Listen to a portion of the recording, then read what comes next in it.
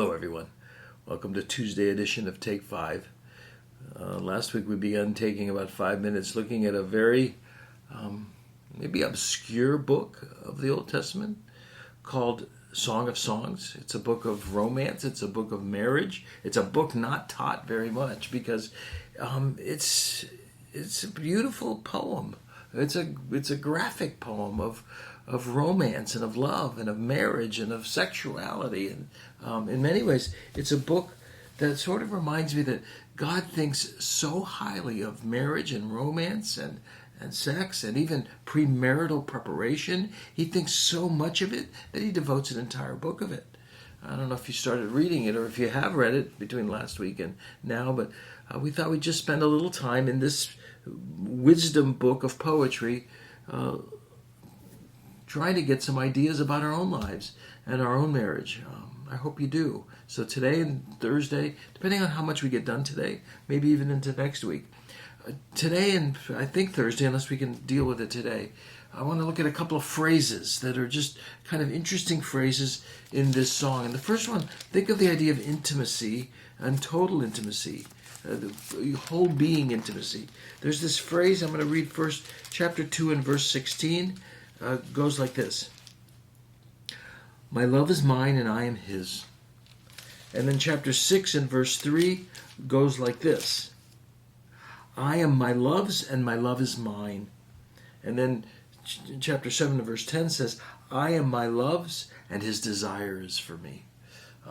My wife Sue and I have there's a framed on our wall. Someone wrote beautifully with the Hebrew letters, and it's that phrase, I am my beloved's, and my beloved is mine. And it's a beautiful phrase of intimacy with our whole being.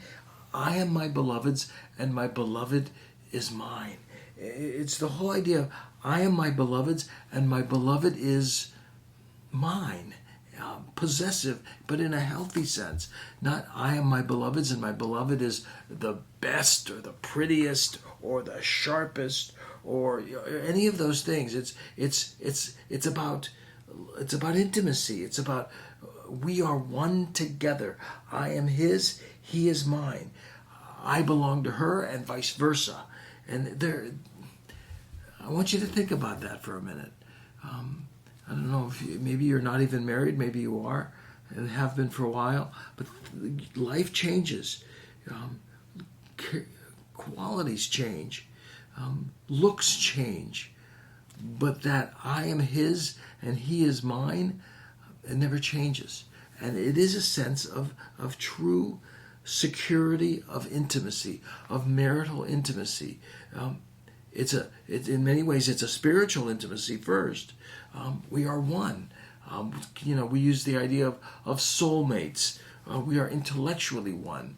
We can be emotionally one. Or if you're a believer in Christ, your walk with Christ is one. So there is a spiritual intimacy that is truly there.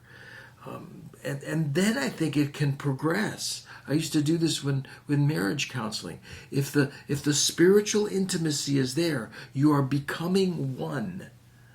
I am his, he is mine. So it starts with the spiritual intimacy, and then it develops, of course, into the physical intimacy. The physical intimacy, for sure, of the wedding night, and then on throughout your marriage. But it's more than that. It's the physical intimacy, and you hear it in this book.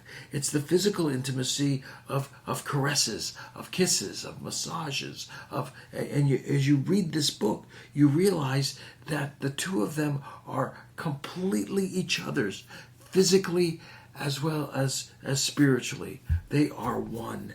And that is the I am my beloved's and my beloved is mine, is bringing two people into one whole being of intimacy.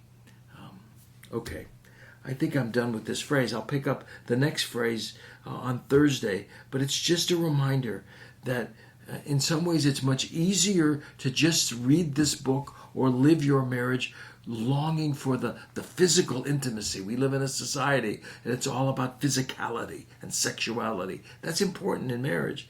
But the beginning of that, The foundation of that is the spiritual intimacy. I am my beloved's, my beloved is mine. Intellectually, emotionally, we are soulmates. We walk with Christ together. We are married, and therefore we have intimacy, total intimacy. I am my beloved's, my beloved is mine. See you Thursday.